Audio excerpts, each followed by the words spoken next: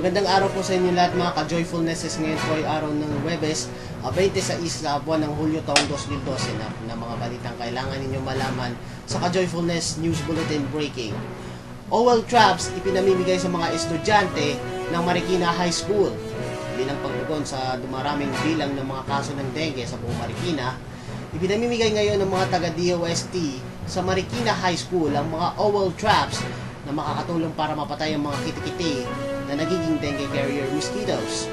Base sa report ng Ka-Joyfulness News at Newsider Marikina stringer Brian Peña Cruz, nagpasalamat ang mga opisyal ng DOST na dumarayo sa lugar sa tulong na binigay sa kanila para mabawasan ang mga kaso ng dengue.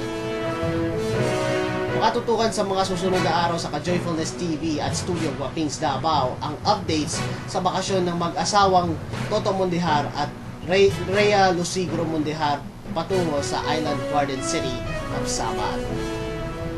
Diyan po ang mga kalipunan ng mga balitang nakalap ng buong pwersa ng Ka-Joyfulness News Bulletin Breaking at Ka-Joyfulness News Team. Manatili pong nakatutok sa Ka-Joyfulness TV Manila para sa iba pang mga nagbabagang balita. Muli ito si Ramil Espina. Nagpapaalalang ang pag-ibig ay nagsisilbing gabay ng liwanag. Maraming salamat at magandang gabi po sa inyo lahat mga Ka-Joyfulnesses.